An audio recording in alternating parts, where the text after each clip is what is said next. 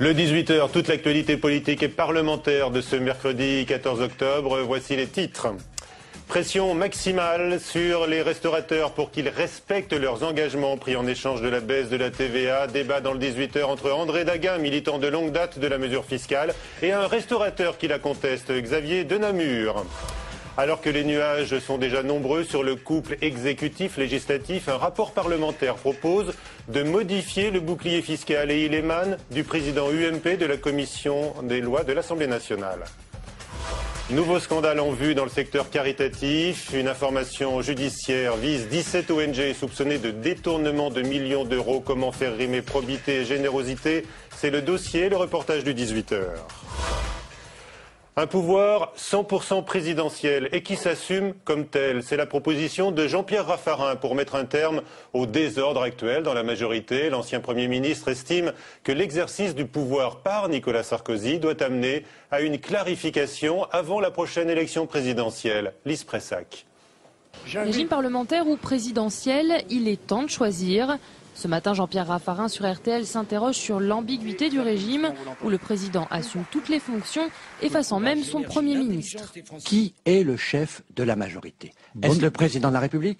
Est-ce le Premier ministre? Est-ce le chef du groupe? Nous sommes à mi-chemin entre deux systèmes institutionnels. Il faudra choisir, sans doute, le régime présidentiel. La pratique de Nicolas Sarkozy nous met dans cette situation aujourd'hui et il faut en tenir compte. Ce qui fonctionne actuellement me paraît fonctionner relativement bien. Je ne vois pas pourquoi on changerait quelque chose maintenant. Pourtant, dans les faits, le pouvoir du président est renforcé sans que les pouvoirs du Parlement le soient suffisamment en contrepartie.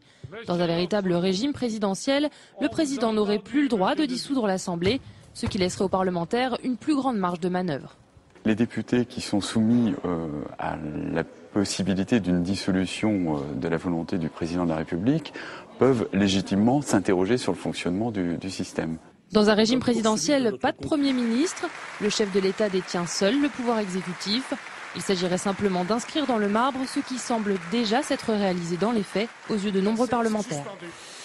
Le bouclier fiscal, cher au chef de l'État, qui permet, on le sait, de ne plus verser au fisc plus de 50% de ses revenus, n'est plus la cible unique de la gauche. Il mériterait d'être corrigé, estime un rapport parlementaire du président UMP de la commission des lois de l'Assemblée nationale, Jean-Luc Warsmann, propose de retirer du bouclier fiscal la CRDS, la contribution au remboursement de la dette sociale qui suppose, dit-il, la solidarité de tous. Son rapport propose aussi de raboter de 10% le taux de réduction offert par chaque niche fiscale. Pas question de légaliser la vente des cigarettes sur Internet, affirme le gouvernement, qui met en avant des raisons de santé publique pour défendre le monopole exercé par les buralistes. Le phénomène prend pourtant de l'ampleur par le biais de sites étrangers en raison de la hausse continue des prix du tabac. Nouveau soupçon de détournement de fonds par des associations. Le pôle financier de Paris s'intéresse à 17 ONG, souvent d'ailleurs basées à l'étranger. Particularité, elles commençaient par détourner à leur profit la bonne image d'autres associations du secteur de la santé et de la solidarité. C'est l'enquête du 18h. Comment éviter les scandales à répétition? Le cas de l'ARC, l'association de la recherche sur le cancer qui avait défrayé la chronique, a permis une très nette clarification. Pierre Bande-Joseph. Chaque année, l'ARC collecte 40 millions d'euros, c'est 2 fois moins qu'il y a 10 ans. La condamnation de son ancien président, Jacques Rosemary, pour abus de biens sociaux, continue de laisser des traces, et ce, malgré les mesures prises depuis. Le conseil d'administration aujourd'hui de l'ARC vote tous les financements à la recherche, donc toute l'utilisation des fonds. Par contre, les membres du conseil d'administration ne peuvent pas bénéficier de subventions. Contrôle, transparence, information, l'ARC fait aujourd'hui figure de référence au point que certaines personnes n'hésitent pas à appeler pour se renseigner sur d'autres associations. On leur propose quand même d'aller voir déjà les comptes de l'association, si effectivement elle existe vraiment, parce que leur question c'est un petit peu ça. Parfois, un simple clic sur Internet permet de détecter les aberrations. Exemple avec les comptes d'une des 17 associations aujourd'hui mises en cause. Il n'y a pas d'unité, donc on suppose que c'est en euros. La quasi-totalité de ce qui est collecté, même plus et un peu plus, est utilisé en frais de collecte. Et ensuite, vous ajoutez des frais de fonctionnement et vous avez une association qui est en déficit. Depuis l'été, le site du journal officiel compile les bilans financiers des principales associations caritatives. Avant de donner, mieux vaut donc se renseigner. Les victimes des essais nucléaires conduits par la France dans les années 60 ont suivi avec intérêt aujourd'hui le débat au Sénat sur le projet de loi d'indemnisation. Le texte ne va pas assez loin selon elle, mais le Sénat a introduit une amélioration notable. Il ne sera pas nécessaire aux vétérans de prouver la responsabilité de l'armée. Les explications du rapporteur du projet de loi, le sénateur Marcel-Pierre Cléache. C'est beaucoup plus facile pour les victimes, d'abord de construire un dossier, deuxièmement de faire obtenir, de faire prospérer, comme on dit en termes juridiques, de faire prospérer leur demande, puisqu'ils n'auront plus à apporter eux la preuve qu'il y a ce lien de causalité entre l'exposition aux essais français et le déclenchement de la maladie. Ils n'ont plus à apporter la preuve. Ça sera au comité d'indemnisation, c'est-à-dire notamment aux experts médicaux, de prouver le contraire si besoin était. Explication recueillie par Saveria Rejec. Le Sénat vote aujourd'hui à son tour l'indemnisation des victimes des essais nucléaires. Tout de suite, 3 questions à notre premier invité, André Santini.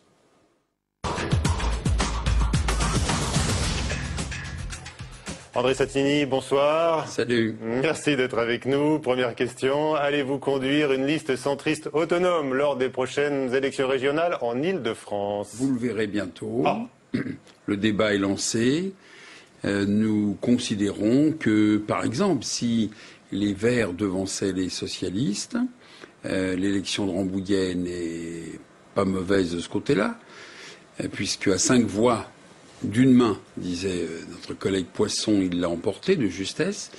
L'élection de Douillet dimanche prochain sera intéressante, élection que je souhaite bien sûr. Mais est-ce que la stratégie de la liste unique dès le premier tour est encore valide? Quelles sont les réserves du deuxième? Nous demandons à négocier. Là, vous remettez en cause la stratégie qui a été arrêtée au plus haut niveau par Nicolas Sarkozy, qui prône l'unité dès le premier tour pour créer une dynamique. Mais c'est une bonne stratégie. On l'a vu pour les présidentielles, on l'a vu pour les européennes. Pour les européennes, il n'y a qu'un tour. Là, il y en a 2. Et donc, nous allons, bien entendu, rencontrer le président et l'écouter. Vous allez l'écouter attentivement, oui, parce qu'il se murmure qu'il veut avoir une franche explication avec vous, André Santini, pour vous dissuader de vous lancer dans les régionales. Ce sera un signe d'affection, c'est tout, mais nous le respectons. Alors, qu'est-ce que vous allez donc plaider? Ce que vous nous dites ce soir, à savoir que l'intérêt de la liste conduite par l'UMP Valérie Pécresse est peut-être que vous existiez à côté d'elle? Absolument. Nous avons montré lors des dernières régionales, avec 16,4, que nous apportions quelque chose. Et le report a eu lieu, quoi qu'on dise. Évidemment, il y a une situation difficile pour la majorité en Île-de-France, puisqu'il y a incontestablement une stagnation de la gauche. Le président n'a pas été très actif pendant les 2 mandats qui ont été les siens. Nous avons des idées. Nous avons montré dans nos communes respectives que nous étions assez dégourdis au service de la population et nous sommes prêts à transférer cette expertise au niveau de la région. D'accord. Donc vous défendez votre stratégie, André Santini, donc vous nous confirmez ce soir qu'effectivement vous irez dans la bataille de façon autonome avec les couleurs du nouveau centre. Nous déciderons bientôt. Ah, vous déciderez, vous ne voulez pas encore franchir le Rubicon, tout à fait. Est-ce que vous estimez légitime dans ce combat des régionales, vous qui êtes très implanté? Oui, bien sûr.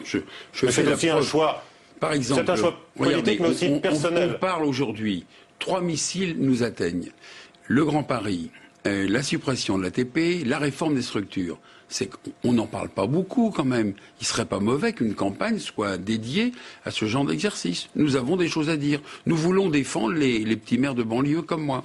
Très bien. Donc on attend votre décision. Elle sera annoncée quand? Très bientôt. Très bientôt. Donc après les explications avec le chef de l'État. Certainement. Certainement. Est-ce qu'on peut envisager un duo Santini-Christine Boutin, qui elle aussi fait partie du gouvernement?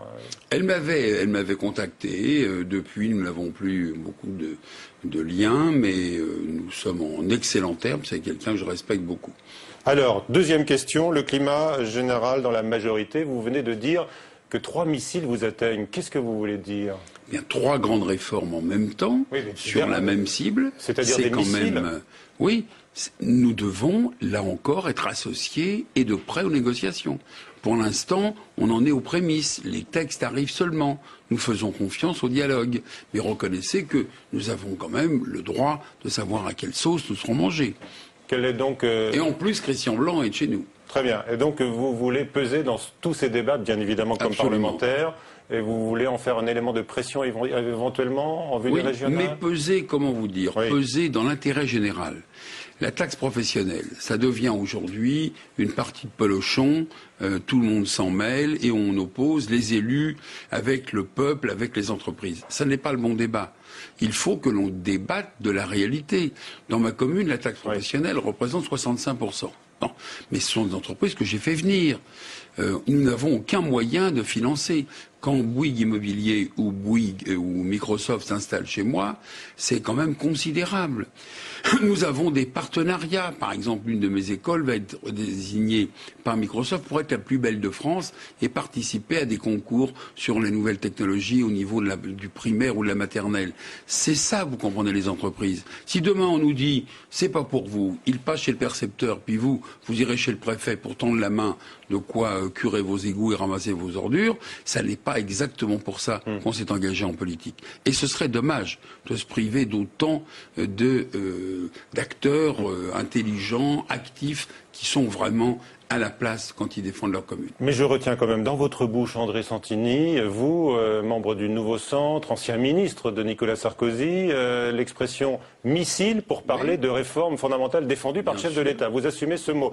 Ce sont des réformes missiles. Oui, pour l'instant, elles sont brutales, elles sont abruptes, et nous réclamons un vrai droit à discussion. Je suis persuadé qu'on nous l'accordera. Là aussi, vous pourrez en parler avec le chef de l'État, que vous devez voir, on l'a compris, incessamment sous peu. Pour clarifier l'équilibre des pouvoirs et tenir compte de la pratique de Nicolas Sarkozy, faut-il, comme le suggère Jean-Pierre Raffarin, on l'a vu dans le journal, opter pour un régime présidentiel, un mandat de 4 ans avec la suppression du droit de dissolution? Je ne suis pas du tout hostile. Je crois qu'on est effectivement dans ce cas de figure. D'ailleurs, les centristes en avaient parlé depuis un certain temps.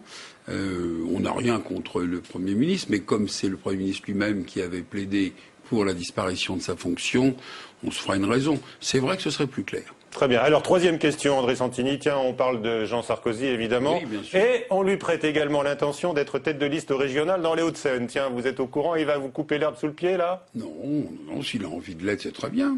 Très bien. On n'en est pas là. Mais ce sera un très bon candidat. J'ai beaucoup d'affection et je dirais beaucoup de respect pour lui. Parce que c'est un jeune homme, j'ai connu son père presque au même âge. Sa mère, Madame Culioli, est corse, Marie, je ne l'oublie pas. Et c'est une femme aussi de qualité. Elle a très bien élevé ses enfants. Et lui, quand il parle avec les gens, il les écoute. C'est très important. Je suis fatigué d'entendre raconter qu'il est fiston, etc. C'est minable. Ceux qui le connaissent depuis le temps qu'il est élu, car il a été élu à chaque fois, il faut le rappeler, et il sera élu éventuellement à la tête de l'EHPAD, eh bien, il a joué le jeu. Ouais. Et je trouve qu'on est particulièrement injuste et que ceux qui crient un petit peu, l'autre jour j'ai vu que Madame Aubry répudiait sa paternité, n'est-ce pas? C'est quand même bizarre. Ce n'est pas parce qu'on est fils d'eux qu'on est forcément incapable de gérer. Il écoute lui les gens mieux que son père? Non, son père était très habile aussi. Très habile. S'il a réussi, Nicolas, c'est parce qu'il avait beaucoup travaillé. Il avait réfléchi à la plupart des dossiers et dans les Hauts-de-Seine, il avait montré que ce laboratoire allait servir au niveau national. Oui, mais vous nous dites que ce n'est pas fiston-piston. Tout de même, dans cette affaire-là, il a bénéficié de coups de pouce paternels. À quel point de vue? Eh bien, par exemple, on sait que Patrick Devedjian aurait bien voulu prolonger son mandat à la tête de l'EHPAD, et puis, dit-on, l'Élysée a bloqué un décret. C'est un exemple. Oui, bon, alors, ça c'est de la cuisine législative. Mais ça nous ramène au piston paternel, non? Il faudra poser des questions. En tous les cas, vous niez tout trouble de l'opinion. Par exemple, Ramayad, bien la seule d'ailleurs dans la majorité, en convient, elle met en garde contre une coupure avec les petits. Est-ce que vous percevez ce trouble dans l'opinion? Jean Sarkozy est tout à fait à l'écoute des petits. Je l'ai vu dans plusieurs réunions. Il est très respectueux à l'égard des aînés et des petits, et il plaît beaucoup par sa modestie et par l'efficacité qu'il déploie aussitôt après.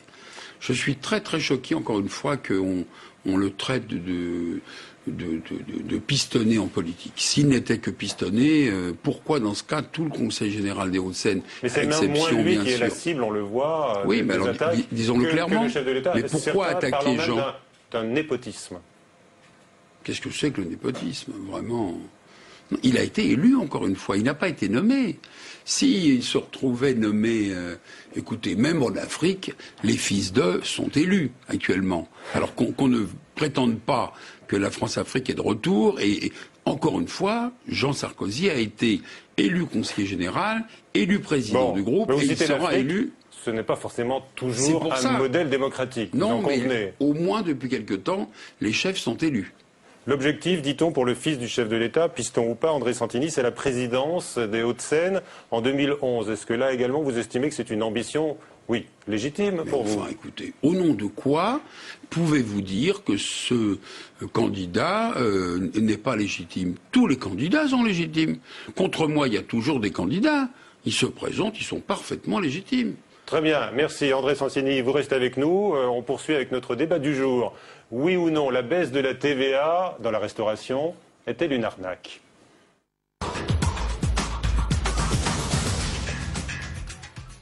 Avez-vous constaté une baisse des prix dans la restauration? C'est la question du nouvelobs.com. Aujourd'hui, notre partenaire, vous êtes environ 450 votants et vous êtes 93% à répondre non. Fort du même constat dressé par l'INSEE, Bercy, vous le savez, exerce une pression maximum sur les restaurateurs qui ont été convoqués aujourd'hui. Hervé Novelli, le secrétaire d'État au commerce, a convoqué d'urgence les 9 syndicats professionnels signataires de l'accord sur la TVA. Alors que la nouvelle présidente de l'UMI, le principal syndicat de restaurateurs, promet de demander à tous des efforts et elle redoute un retour de bâton et s'alarme même de la perte de la TVA réduite. On les écoute tous les deux. À peu près un restaurateur sur deux a joué le jeu et cela n'est pas suffisant. Il faut que cette profession indépendante est soumise à de réelles difficultés. Parmi l'une des branches qui a subi le plus de défaillances d'entreprises. Mais il faut aujourd'hui que les restaurateurs s'engagent plus parce que c'est une affaire contractuelle, c'est une affaire de responsabilité, c'est une affaire de crédibilité. La restauration est diverse, certains professionnels, et je le déplore, haut et fort, n'ont pas joué le jeu et c'est dommage parce qu'il y a une menace réelle de perdre cette baisse de la TVA. Voilà, nos invités, donc André Daguin, ancien président de l'UMI, qui est avec nous, militant de longue date de la baisse de la TVA. Vous aviez bien sûr obtenu satisfaction. Pour quel résultat aujourd'hui? On va en débattre, notamment avec Xavier Denamur, qui est là, propriétaire de plusieurs cafés-restaurants à Paris. Vous avez toujours dénoncé cette mesure. Alors est-ce que d'abord, vous estimez, André Daguin, que le coup de poing sur la table de Bercy est fondé aujourd'hui? Bien sûr. Bien sûr qu'elle est fondée, mais ce qui est moins fondé, c'est la façon dont on aborde le sujet. Hervé Novelli met la révolution, et il a raison de le faire dans ce secteur qui était retardataire. On a réussi à avancer socialement pas mal, ça suffit encore pas, et lui est en train de penser au long terme. Il est en train de faire ce qu'il faut pour que nous entrions dans le XXIe siècle. Ah non, il est en train de constater que sur les 3 derniers mois, rien n'a bougé. Oui. Alors, sur les prix, sur l'embauche, sur les salaires. Quand on prend une mesure de cette ampleur, on ne va pas la juger au 3e mois. Laissez-nous le temps de nous organiser. Je vous rappelle que ce secteur est resté créateur d'emplois. Ce n'est pas le cas de l'automobile, ce n'est pas le cas de l'industrie. Nous ne délocalisons pas, nous ne licencions pas. C'est déjà pas si mal. Ah, c'est difficile de délocaliser les cuisines. Voilà. C'est un avantage. On ne les délocalise pas du tout. Alors, Xavier Denamur, donc je le disais, vous êtes propriétaire de plusieurs cafés-restaurants à Paris et vous contestez le principe même de la baisse de la TVA. Est-ce que c'est une façon pour vous de jouer contre votre corporation ? Non, je joue pour ma corporation, pour la vraie restauration. C'est-à-dire que je pense que c'est une ineptie, c'est une incohérence de l'État d'avoir décidé cette baisse de la TVA. Je crois qu'on l'a remarqué, ceux qui avaient 2 taux de TVA avant, la restauration rapide, n'en faisaient pas profiter leurs clients ni leurs salariés, puisque même avec les aides de l'État, les salariés sont restés principalement smicards. Il était évident que, suite à la baisse de la TVA, ils n'allaient pas en faire profiter leurs clients. Comment vous faites concrètement ? Moi, concrètement... Dans vos établissements, vous êtes propriétaire de 5 établissements parisiens. Je suis propriétaire de 5 établissements. Vous appliquez la baisse de la TVA? Alors, bien sûr, c'est une loi. C'est une opération. Ça n'est pas une loi. C'est une opération. La baisse de la TVA était une obligation. Il a fallu... Non. C'est une obligation. Vous n'y connaissez rien. Mais non, vous non plus. Vous parlez... Ah, excusez-moi. Vous avez 5 restaurants que je connais. Je n'irai pas souvent y manger. Dezio, vous représentez qui, ici? je représente, je pense, C'est un restaurant, point final. Non, je représente pas 5 restaurants. Je représente une grande partie des citoyens, des clients, des citoyens et des salariés dont on n'entend jamais la voix, qui sont inaudibles. Alors c'est pour ça que vous êtes là. C'est tout à fait pour ça, pour défendre tout à fait le fait que on savait pertinemment que ça n'allait pas marcher. Ça n'allait pas marcher parce qu'on a une profession d'indépendance. Non, ça ne marche pas. On le voit bien aujourd'hui. Mais ça marchera. Ça ne marchera pas. Il est clair que ça ne marchera pas puisque ça ne marche pas avant. Pourquoi vous voulez que ça marche? Vous voulez qu'il monopolise? Vous voulez qu'il fasse peu pour ces restaurants? Vous voulez qu'on parle? On va parler tous calmement. Mais non, on ne peut pas parler calmement. Parce que si on n'est pas passionné, on ne vaut rien dans ce métier. Oui, bien Il sûr. faut de la passion et j'en ai. Je vous garantis que ce système marchera. Il ne peut pas ne pas marcher. La concurrence, ça existe. Et ça marchera, je vous le dis. Mais la concurrence, c'est du grand n'importe quoi, monsieur Daguin. Excusez-moi de vous le dire. Vous n'allez pas me dire. Moi, je n'ai été cuisinier que pendant 40 ans. J'avais des étoiles Michelin. Vous avez 5 restaurants. Regardez, vous avez dit que la concurrence, vous dites, un des slogans, vous dites, les clients fuiront les restaurateurs qui n'auront pas baissé les prix au profit de ceux qui les auront baissés. C'est pas vrai. Je vois pas un consommateur qui se dit tiens, je vais aller chez tel restaurant parce qu'il a baissé d'€1. Le consommateur, il va d'abord là où il y a un vrai rapport qualité-prix, là où il y a un vrai service. Au lieu de se battre sur les prix comme ont fait les grands groupes, c'est-à-dire on communique uniquement sur le prix, il faudrait plutôt communiquer sur le rapport qualité-prix. Mais vous condamnez quoi? L'opération ou la façon là? Vous dites qu'il faut faire différemment. Je pense que si on voulait aider la restauration indépendante, c'était pas du tout ça qu'il fallait faire. Ce qu'on a besoin, nous les indépendants, c'est quand on met quelque chose dans l'assiette, c'est un produit qu'on va transformer. Donc il nous faut des gens qui soient bien payés. Or, les négociations, je tiens à vous signaler quand même que le patronat, les patrons qui ont négocié, les syndicats de patrons, viennent de négocier en juillet, ils ont accordé 6 centimes d'euros bruts en échange de cette baisse de la TVA. Ils n'ont rien accordé du tout, c'est pas signé. Ça a été signé, ça a été opposé par d'autres syndicats. Aujourd'hui, vous avez une réunion à Bercy, ne viennent que les syndicats de patrons. Comment voulez-vous avoir des discussions quand les principaux intéressés dans ce métier, c'est quand même les salariés, les représentants syndicaux ne sont pas conviés? Alors, André Daguin, pourquoi est-ce que vous pouvez nous affirmer ce soir que ça va marcher? Pourquoi? Parce que quand on met un terme à une inéquité fiscale qui a duré trop longtemps, 5,5 pour certains, 19,6 pour d'autres. Pourquoi? Tout le monde a 5,5, tout le monde a 19,6. On est d'accord là-dessus. Bon. Mais cette inéquité, elle nous a coûté, à nous, la restauration classique, plus de 40 milliards d'euros. Mais pourquoi? D'où sortez-vous ce chiffre? En 12 ans, on a trop payé. Pendant 12 ans. L'équivalent de 40 milliards d'euros. Vous estimez avoir une belle longueur d'avance, sachant que la baisse de la TVA coûte 3 milliards à l'État tous les ans. Non, c'est ça que vous voulez dire? Pas tous les ans. La première année. Et pas la deuxième, et pas la troisième. Et à partir de la quatrième, l'État va s'y retrouver. Mais attention, parce que vous avez entendu la personne qui vous a succédé à la tête de votre syndicat professionnel, elle se dit « Ouh là là, peut-être que la baisse de la TVA n'est pas irréversible ». D'ailleurs, c'est ce que dit le gouvernement. Est-ce que là, il y a des craintes sérieuses qu'on retrouve un taux de TVA élevé? Alors, moi je dis, déjà c'est un faux. On aborde le problème. Oui. Alors, répondez tous les deux. Je vous réponds que quand on a pris une mesure de ce genre, on ne va pas revenir dessus 3 mois après. Voilà. Alors moi je dis, déjà pour la première chose, M. Daguin dit qu'il y a une inéquité entre la restauration dite rapide et la restauration traditionnelle qui était à 19,6. C'est pas vrai. La restauration rapide sur place avait une TVA à 19,6. Donc elle en profite aussi. Et c'était pas du tout une inéquité, parce que la restauration traditionnelle, pour la vente emportée, avait aussi la possibilité de vendre à 5,5. Inéquité, pas inéquité. Il avait... La deuxième chose, il est clair que aujourd'hui, oui, c'est clair. Quand c'est clair, ça s'énonce clairement. Parlons, Monsieur de Nemours, de vos accusations contre André Daguin, puisque vous laissez entendre que Monsieur Daguin, ici présent, a exercé des pressions sur le pouvoir. En fait, effectivement, alors les pressions sur le pouvoir, c'est d'ailleurs...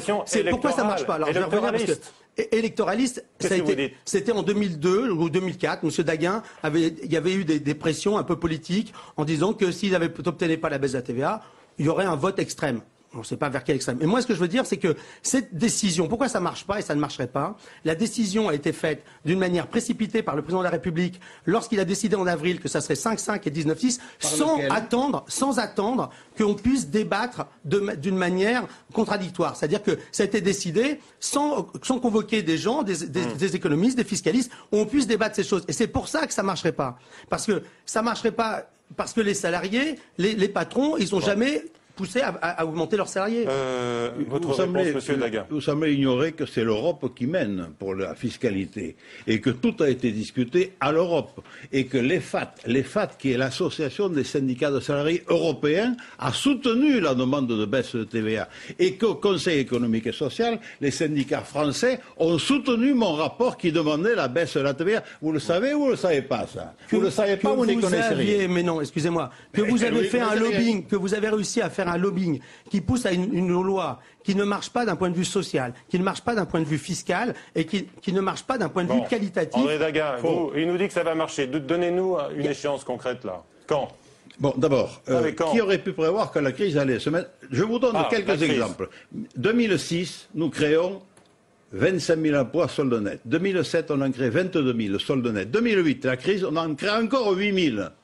Et 2009, on recommence à en créer après un premier trimestre fâcheux. Positif. Donc ça veut dire la baisse que des prix, ce sera pour quand pour le consommateur? À mon avis, vous savez que la baisse des prix, ça doit être 3% à peu près, maximum. À mon avis, on est à 1,7, 1,8, on sera autour de 2,6, 2,7 avant la fin de l'année. Bon, un mot, Monsieur Santini, vous avez vu les chefs, j'allais dire les chefs, oui, les chefs ne se battent pas simplement pour les étoiles, on le découvre ce soir.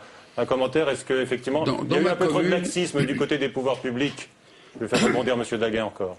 Moi, je respecte, je ne connais pas assez monsieur, je respecte évidemment M. Daguin.